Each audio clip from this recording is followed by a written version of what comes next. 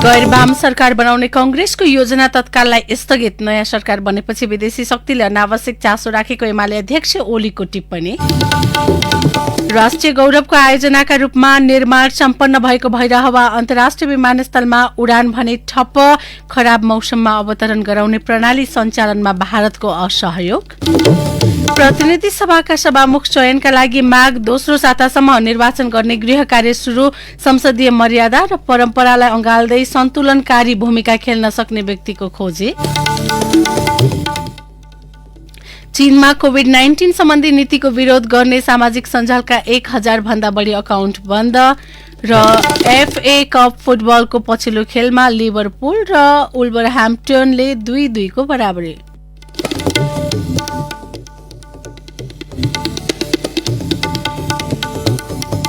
नमस्कार, कान्तिपुर डायरीका साथमा तुलसी रेन्द्र लक्ष्मी। समाचार अब विस्तारमा।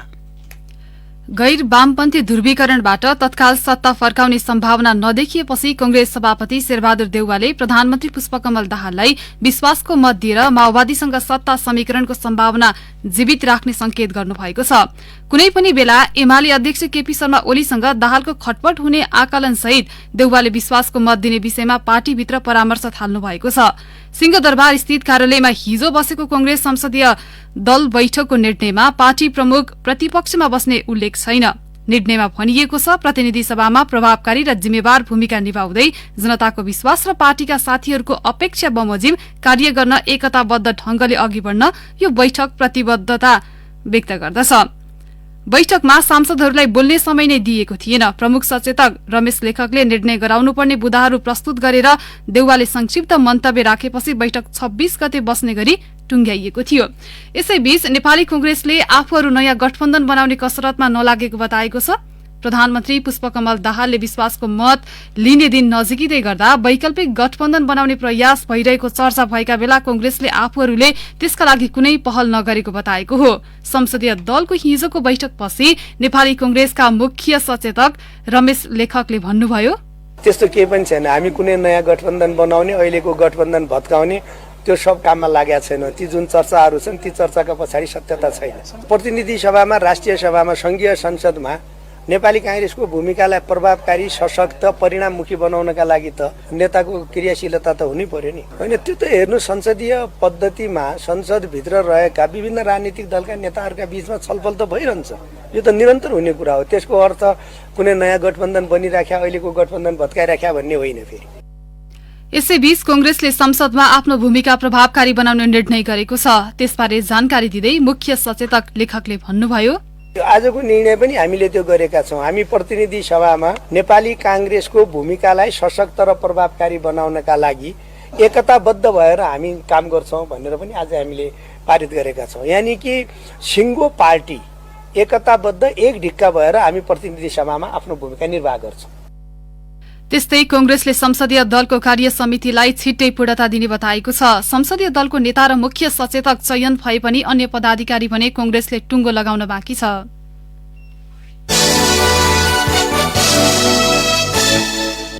एमाले अध्यक्ष एवं पूर्व प्रधानमन्त्री केपी शर्मा ओलीले सरकार गठनमा बाहिरी शक्तिले अनावश्यक चासो राखेको भन्दै असन्तुष्टि व्यक्त गर्नुभएको छ। संघीय सांसदहरूलाई प्रशिक्षण दिन आयोजित कार्यक्रममा अध्यक्ष ओलीले सरकार निर्माणमा केही मुलुकले अनावश्यक चासो राखेको बताउनु भएको हो। उहाँले भन्नुभयो, अहिले पनि हाम्रा मित्रहरू ढोकाबाट होइन पर्खाल माथिबाट हाम्रो कम्पाउन्डमा पसेर सरकार यसरी बनाउन कहाँ पाइन्थ्यो, फेरफार गर्नुपर्छ भनेर लागिरहेको। यो मैले किन भन्नै पर्यो भने यस्तो खालको क्रियाकलाप हामी हाम्रा छिमेकीहरू, हाम्रा मित्र कसैबाट पनि यस्तो खालको क्रियाकलापको अपेक्षा गर्दैनौँ।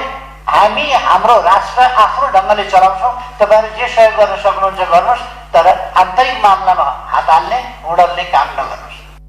सो क्रममा ओलीले कुन मुलुकले सरकार गठनको विषयमा चासो राखेको भन्ने चाहिँ खुलाउनु भएन। यसैबीच एमाले अध्यक्ष ओलीले प्रधानमन्त्री पुष्पकमल दाहाललाई संसदमा विश्वासको मत दिन सांसदहरूलाई निर्देशन दिनुभयो। हरेक साथीहरू भनेको समयमा संसदमा कोही कोही दिन यस्तो हुन्छ जहाँ 1 मिनट ढिला गर्न मिल्दैन। 25 गते सुरुवातको दिन, 26 गते विश्वासको मतको दिन, यस्ता दिनहरूमा 1 मिनट ढिला गर्न मिल्दैन। समय भित्र आउने र विश्वासको मत दिने काम गर्नुपर्छ। सरकारले विश्वासको मत पाएपछि कंग्रेस 5 वर्ष प्रतिपक्षमा बसेर सरकार ढाल्ने खेलमा लाग्ने ओलीको टिप्पणी थियो। कंग्रेसले विभिन्न दलका नेतालाई प्रधानमन्त्रीको अफर गर्नुको संवैधानिक औचित्य नभएको अध्यक्ष ओलीले बताउनुभयो। नेपाली कांग्रेसका सभापति माननीय शेरबहादुर देउवाजीले विल कम ब्याक अहिले भन्नुभयो will come back but he didn't talk when they will come back। संकेत उहाँहरूले छिटै 26 गते नै ढाल्छौँ र आउँछौँ भनेको। उहाँहरू यस्तो खुद्रा खेल खेलिरहनु भएको छ। अहिले पार्टीहरूमा बाँडिरहनु भएको छ। प्रधान एउटा पार्टीको अध्यक्षलाई बोलाए प्रधानमन्त्री तिमी नै हो। उहाँहरूको धन्दा अब 5 वर्ष अरू कुनै कुरामा होइन, यस सरकारको विरोध गर्ने कुरामा रहनेछ, यो सरकार ढाल्ने कुरामा रहनेछ। किनभने ढाल्न पायो भने उहाँहरू ज्याकेट थामेर बस्नुहुन्छ। राष्ट्रिय गौरवको आयोजनाका रूपमा निर्माण सम्पन्न भएको गौतम बुद्ध विमानस्थलमा अहिले अन्तर्राष्ट्रिय उडान ठप्प छ। वैदेशिक रोजगारीको गन्तव्यमा उडान शुरू भए पनि आवश्यक प्रक्रिया पूरा गर्न भने संघीय राजधानी पुग्नुपर्ने अवस्थाले यात्रुको चाप आफै कम भएको छ। त्यसमाथि खराब मौसममा अवतरण गराउने प्रणाली सञ्चालनमा भारतले असहयोग गर्दा हिउँदका लागि उडान नहुने स्थिति छ। जहाजलाई अवतरण गराउँदा सठिक मानिने उपकरणमा आधारित अत्याधुनिक प्रणाली इन्स्ट्रुमेन्ट ल्याण्डिङ सिस्टम जडान गरिए पनि सञ्चालनमा भारतले असहमति राखेको छ। सो प्रणाली सञ्चालन नभएकाले खराब मौसमको सामना गर्न नसक्ने भन्दै कुवेतको जजिरा एयरवेजको जहाज सिधै काठमाडौँ आउन थालेको छ।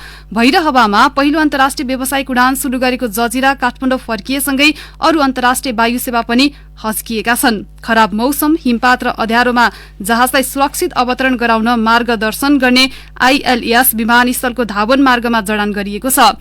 यसैका आधारमा एरोथाईको विशेष विमानले परीक्षण उडान गरेको थियो। कुनै पनि विमानस्थलको विवरण विश्वभरका वायु सेवाका लागि एयर र्याकमा प्रकाशन गर्नुपर्छ। तर गौतम बुद्ध विमानस्थलको बफर एरिया भारतीय वायु क्षेत्रमा पसेको भन्दै भारतले आईएलएस सञ्चालनमा सहमति दिएको छैन। त्यसैले नेपाल नागरिक उड्डयन प्राधिकरणले सो विमानस्थललाई एयर र्याकमा प्रकाशन गर्न नसक्दा व्यावसायिक उडान प्रभावित भएका छन्। एक जानकारले भने भैरवा विमानस्थलमा अवतरण हुने विमान भारततर्फ जाने होइनन्। आईएलएस प्रणालीको बफर प्रोटेक्सन एरिया भारतको वायु क्षेत्रमा पसेको हो। यो भनेको सीमा क्षेत्रमा रहेका रेडियो वा मोबाइलको सिग्नल पारीपट्टि अर्को देशमा गए जस्तो हो। जहाजै प्रवेश गरेको अवस्था होइन। प्राधिकरणमा रहेका यस विषयमा एक जानकारले भने हामी कुनै पनि समयमा आईएलएस सञ्चालन गरेर सेवा दिन सक्छौं, तर त्यसका लागि भारतसँग प्राविधिक समन्वय गर्नुपर्छ। हाम्रा सबै तयारी र काम सकिसकेका छन्। उताको सहमति मात्रै कुरेका हौं। प्राधिकरणका महानिर्देशक प्रदीप अधिकारीका अनुसार एयर र्याकमा प्रकाशन नभएसम्म यसलाई व्यावसायिक उडानमा सञ्चालन गराउन पाइँदैन। जहाज अवतरण गराउने आईएलएस सुविधा पाइलटहरूको रोजाइमा पर्छ। नेपाल बाहिर जहाज उडाउँदै आएका एक वरिष्ठ पाइलटका अनुसार अन्तर्राष्ट्रिय वायुयान कम्पनीहरू कुनै पनि नयाँ गन्तव्यमा जानुअघि ती गन्तव्यका विमानस्थलमा सबैभन्दा पहिले आईएलएस छ छैन हेर्छन्। ती पाइलटले भने विश्वमा अहिले जहाज अवतरण गराउन प्रमुख रूपमा 2 थरी सुविधा छन्।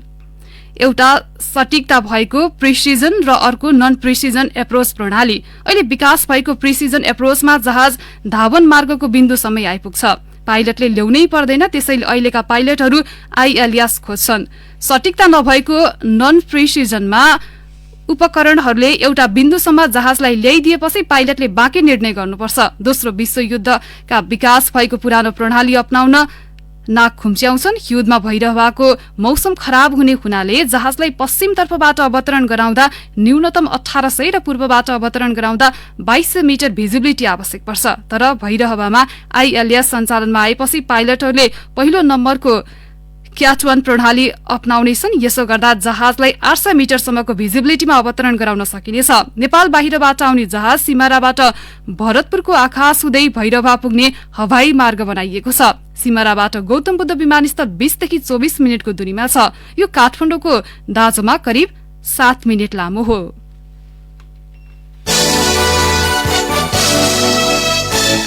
श्रम, रोजगार तथा सामाजिक सुरक्षा मन्त्रालयले आजबाट विराटनगर र जनकपुर स्थित श्रम तथा रोजगार कार्यालयबाट वैदेशिक रोजगारीमा जान संस्थागत र व्यक्तिगत श्रम स्वीकृति सेवा शुरू गर्ने भएको छ। काठमाडौँ केन्द्रित सेवालाई विकेन्द्रीकृत गर्दै लैजाने नीति अनुसार विराटनगर र जनकपुरबाट श्रम स्वीकृति प्रदान गर्ने सेवा थपिएको श्रम प्रवक्ता डन्डु राज घिमिरेले बताउनुभयो। यसअघि संस्थागत, व्यक्तिगत र पुनः श्रम स्वीकृति लगायत सेवा पोखरा र बुटवलबाट शुरू गरिएको थियो। सुर्खेत र धनगढीबाट भने पुनः श्रम स्वीकृति र व्यक्तिगत श्रम स्वीकृति दिँदै आएको छ।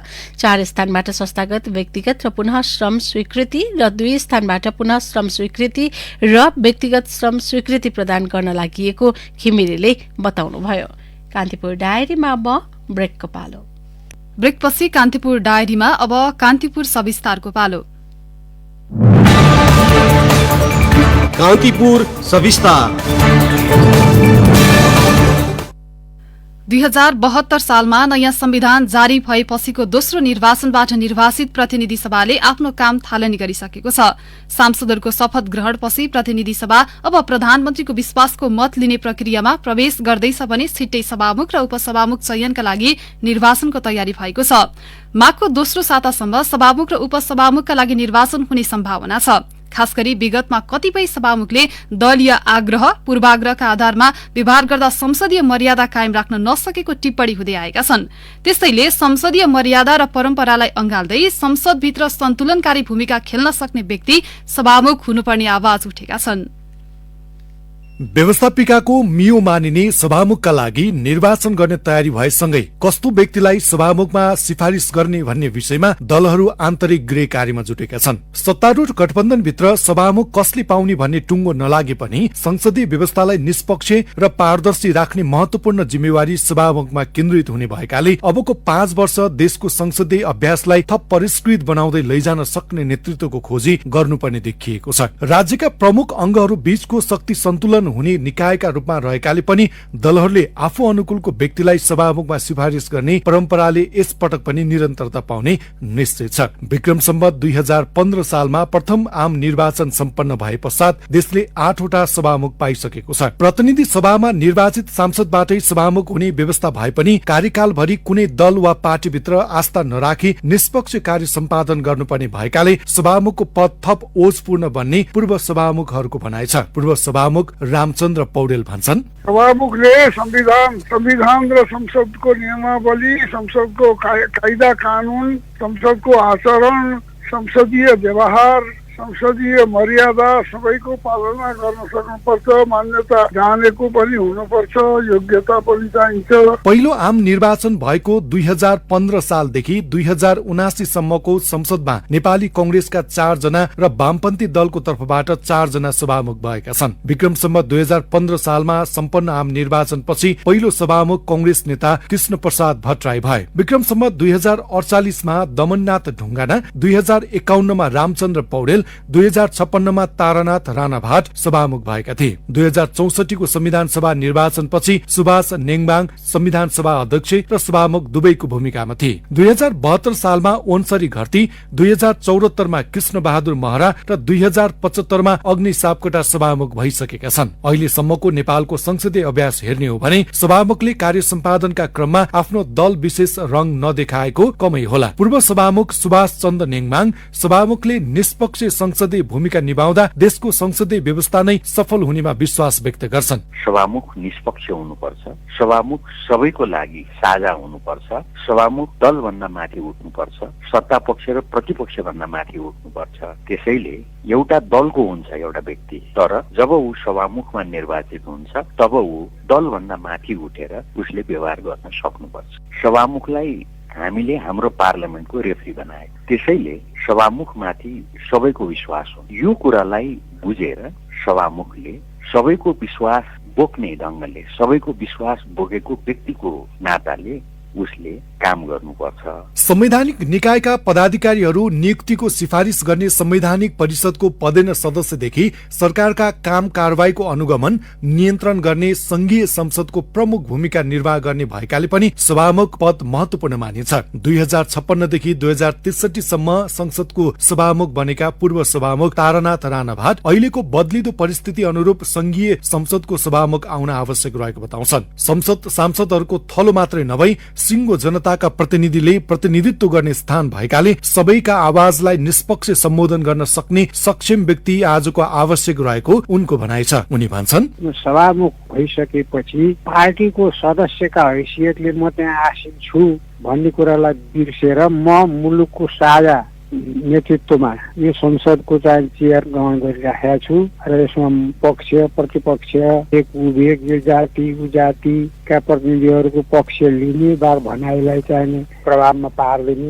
जस्ता कुराहरू नगरेर मुलुकको यथार्थ स्थिति पालन गरेर हाउसलाई अर्डरमा राख्ने समन्वयमा राख्ने दलीय भावनाबाट सदन चाहिने पथभ्रष्ट नहोस्, मुलुकको र मुलुकवासीको हितका निमित्त केन्द्रित होस् बहसहरू निर्णयहरू भन्ने बारेमा सभामुखको रोल अत्यन्त महत्त्वपूर्ण हुन्छ। अहिलेको सत्ता समीकरणलाई हेर्दा फेरि देशले कम्युनिस्ट पार्टीकै सभामुख पाउने सम्भावना प्रबल छ। संघीय संसदमा महासचिवको भूमिका सम्हालेका पूर्व महासचिव सूर्य किरण गुरुङ संसदलाई मर्यादित र निष्पक्ष बनाउन जिम्मेवार सभामुखको आवश्यकता ल्याउँछन्। संसदीय अभ्यासमा विक्रमसम्म 2048 पछिको संसदमा सभामुख दमननाथ ढुङ्गानाले सरकारलाई भन्दा प्रतिपक्षलाई महत्त्व दिँदा उनको कार्यशैली र व्यवहारप्रति उनकै पार्टी खुबै आलोचना भएको स्मरण गुरुङले गरे। साथै उनले संसदीय प्रणालीमा जिम्मेवार सभामुखको आवश्यकता हुने बताए। 48 साल पश्चात चाहिँ सभामुख चाहिँ दमननाथ ढुङ्गाना हुनुभयो र उहाँको चाहिँ भनौँ नि अहिलेसम्मको चाहिँ भूमिका चाहिँ सराहनीय नै मानिएको छ।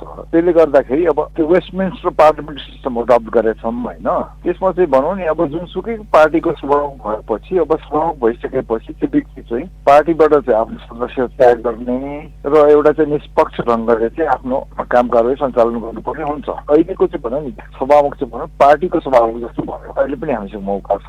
त्यसमा चाहिँ निष्पक्ष ढङ्गको चाहिँ तपाईँको सभामुखको आवश्यकता छ। संसदलाई कानून बनाउने मुख्य थलोका रूपमा हेर्ने गरिन्छ, तर कतिपय समय सभामुखका कारण संसदमा महत्वपूर्ण विधेयकहरू अल्पत्र परेको उदाहरण पनि प्रशस्त छन्। सभामुखमा दलगत स्वार्थ पलाए त्यस्ता विषयले महत्व नपाउने कानूनका जानकारहरूको भनाइ छ। संविधानविद चन्द्रकान्त ग्यावाली सभामुखमा दल भन्दा पनि जनताको चासोका विषयलाई सम्बोधन गर्ने तत्परता हुनुपर्ने बताउँछन्। विधेयकहरू चाहिँ ठिक समयमा चाहिँ संसदमा प्रस्तुत गर्ने, विधेयक प्रमाणीकरण गर्ने, विधेयकलाई चाहिँ प्रस्तुत गर्नलाई चाहिँ समयको क्यालेन्डर सिस्टमबाट बनाउने, यी सबै कामहरू सभामुखको रोलभित्र पर्छ र संसद भनेको लेजिस्लेटिभ विस्टम पनि हो कानून बनाउनको लागि।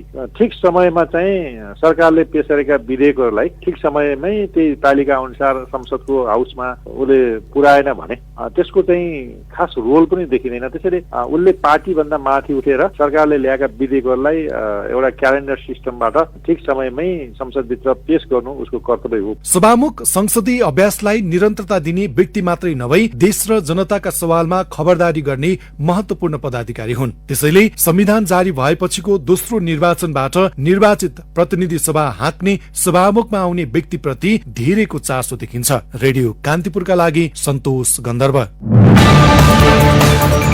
कान्तिपुर सविस्तार।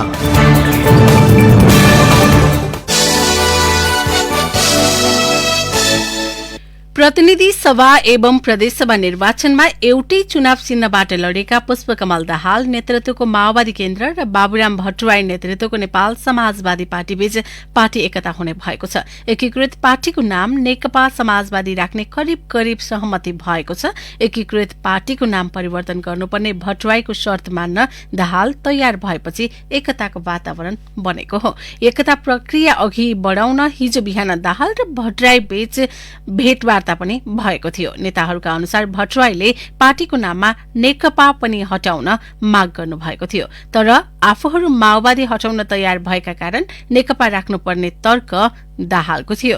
पार्टी एकताको प्राविधिक तयारीका लागि दुवै पार्टीले वार्ता समिति बनाउने सहमति गरेका छन्।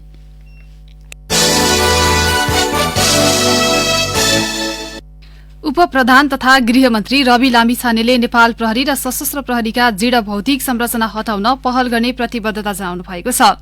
सुरक्षाकर्मीले अत्याधिक गर्मी र उच्च हिमाली भेगको कठ्याङ्ग्रिदो चिसोका बावजुद कमजोर र दृढ संरचनामा बसेर खटिनुपर्ने बाध्यताको अन्त्य गर्न आफू लागि पर्ने प्रतिबद्धता जनाउनुभयो। अपराध अनुसन्धान तथा नियन्त्रण, शान्ति सुरक्षा व्यवस्थापन, सीमा सुरक्षा जस्ता महत्वपूर्ण जिम्मेवारी निर्वाह गर्न खटिएका सुरक्षाकर्मी नै असुरक्षित संरचनामा बस्नु परेको विषयबारे बुधबार कान्तिपुरमा विस्तृत समाचार प्रकाशन भएको थियो। सोही दिन गृहमन्त्री लामिछानेले प्रहरी महानिरीक्षक धीरज प्रताप सिंहलाई सम्पर्क गरेर प्रहरीका दृढ संरचना विस्थापन गर्न आफू लागि पर्ने र त्यसको खाका पेश गर्न निर्देशन दिनुभएको हो।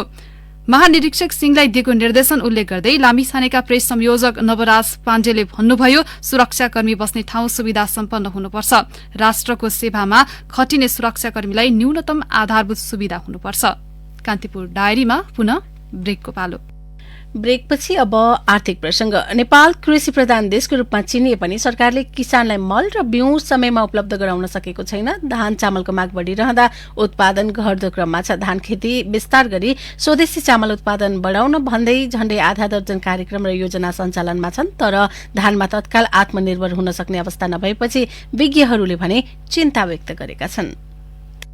सम्बद्ध अधिकारीहरूका अनुसार झण्डै आधा दर्जन कार्यक्रम धान चामलको उत्पादन र व्यवसायीकरणका लागि सञ्चालित छन्। प्रधानमन्त्री कृषि आधुनिकीकरण परियोजना, मसिना तथा बास्नादार धान प्रवर्धन, धानको जातीय विकासका लागि अनुसन्धान, चैते धान प्रवर्धन, धानको समर्थन मूल्य तोक्दै खाद्य व्यवस्था तथा व्यापार कम्पनी लिमिटेड र सहकारी मार्फत खरिद व्यवस्था गर्ने लगायत कार्यक्रम छन्। तर ती कार्यक्रम र योजनाको कार्यान्वयन किन हुन सकिरहेका छैनन्? कृषि वैज्ञानिक राम बहादुर केसी भन्छन्, हाम्रा दस्तावेजहरू हेर्यौं भनेदेखि प्रभावकारी हुन् जस्तो लाग्छ, तर जब हामी चाहिँ कार्यान्वयनको तहमा जान्छौं अनि हाम्रो कार्यान्वयनको चाहिँ के छ भने न एक आपसमा तालमेल छ, न हामीले किसानलाई चाहिँ विश्वास लिन सकेका छौं। अब श्रम शक्ति दिनानुदिन बाहिर गइरहेकै छ। अब चाहिँ हामी रेमिटेन्सबाट, विप्रेषणबाट अर्थतन्त्र धानिरहेका छौं। खेतीयोग्य जमिनमा यो घडेरीकरणहरू पनि व्यापक छ। त्यसलाई चाहिँ कसरी रोक्ने, खेतीयोग्य जमिनहरू भन्ने कुराहरू पनि हामीसँग त्यति चाहिँ राम्रो चाहिँ योजना छैन। मुलुकभरमा गरी 41,21,000 हेक्टर क्षेत्रफल खेतीयोग्य जमिन रहेको सरकारी तथ्याङ्क छ।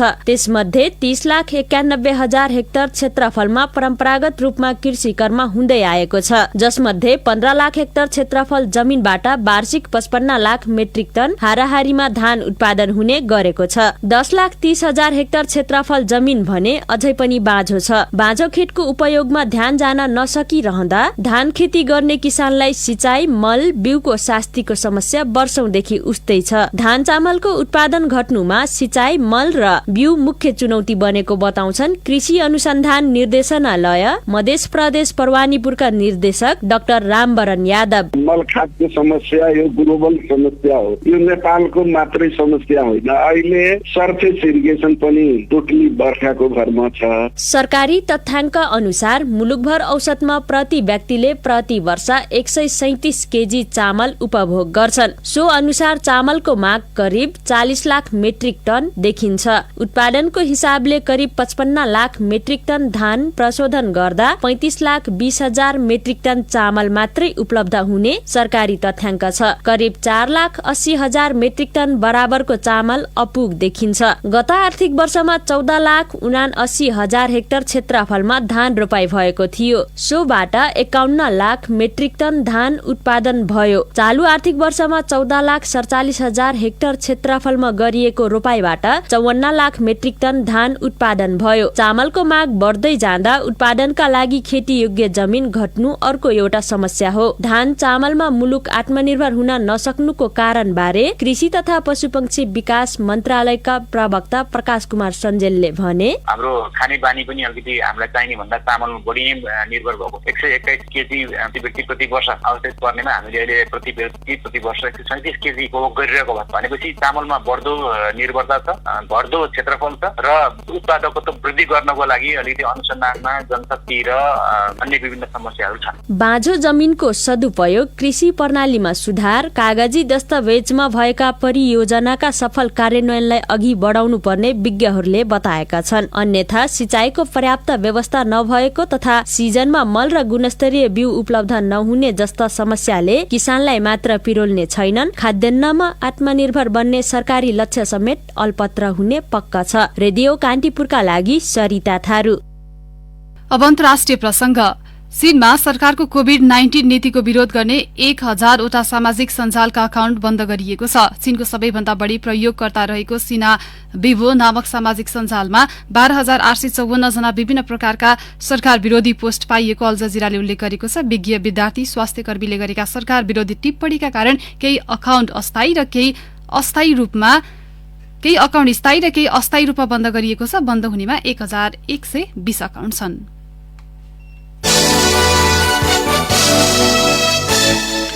अब खेल प्रसंग। एफए कप फुटबलको पछिल्लो खेलमा लिभरपुल र वुल्भरह्याम्पटनले 2-2 को बराबरी गरेका छन्। वुल्भरह्याम्पटनका लागि खेलको पहिलो हाफमा गोन्कालो गुरेसले गोल गर्दै अग्रता दिलाएका थिए। डार्विन नुनेजले लिभरपुलका लागि गोल गरेपछि पहिलो हाफ 1-1 को बराबरीमा सकिएको थियो। दोस्रो हाफमा मोहम्मद सालेहले लिभरपुलका लागि अर्को गोल थपेपछि 2-1 ले अघि बढिरहेको अवस्थामा वुल्भरह्याम्पटनका लागि ह्याङ हे चानले गोल गर्दै खेललाई 2-2 को अवस्थामा पुर्याए। एफए कपको अन्य खेलमा क्रिस्टल प्यालेसले साउथह्याम्पटनमाथि 2-1 को गोल अन्तरले जित निकाले। लेस्टर सिटीले